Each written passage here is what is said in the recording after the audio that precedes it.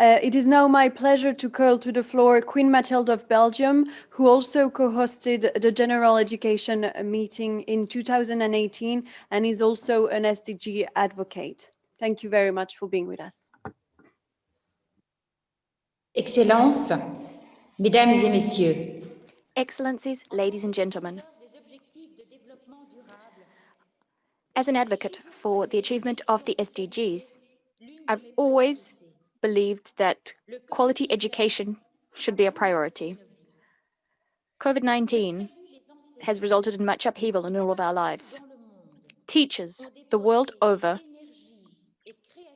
have deployed all of their energies and much creativity to ensure that classes continued despite the pandemic.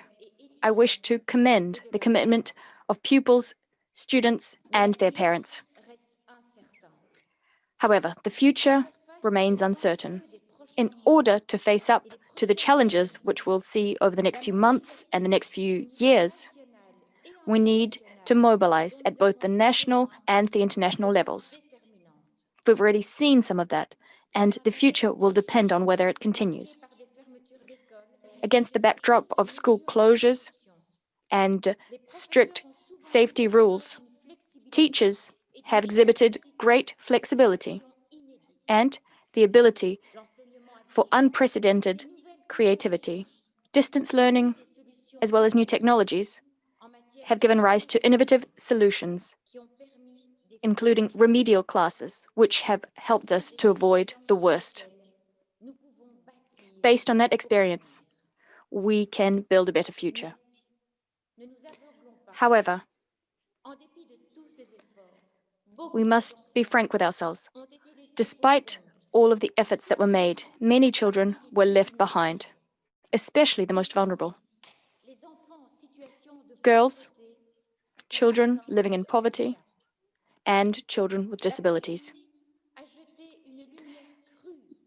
The pandemic has thrown into stark relief the weak points in our societies, for instance, persistent inequality, but also ignorance, which, in times of crisis, has prompted marginalized families to send their children out into the workforce, or some of them have married off their teenage daughters. Precarity, family violence, or domestic violence, and lack of internet access have meant that some children are unable to study outside of a traditional school setting. We know that millions of children and young people, and a great number of them are girls, will not return to school. Millions of others will hit hurdles as they seek to continue their schooling as normal. The UN Secretary General underscored the fact that we've confronted a crisis. We confronted a crisis long before the pandemic began. What we now see is a generational catastrophe, which could hamper all of the progress that has been made over the last few decades. What we also run the risk of doing is seeing our human capital eroded, which will have knock-on effects for our development and the well-being of our peoples. The right to education needs to be put into practice. We need to develop quality teaching, quality education, and to do this on a sustainable footing. Excellencies, ladies and gentlemen, it'll be terribly difficult to lay sustainable foundations for this unless we pay particular attention to mental health and the mental well-being of children and young people, but also the teachers themselves and also parents. The pandemic has amplified the root causes of anxiety, stress, and depression. Opinion leaders, decision makers have become aware of the situation.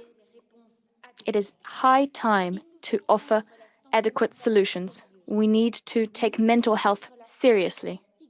To combat fear, stigmatization, we need to make sure that access to counseling, to healthcare is accessible to all. Thank you very much.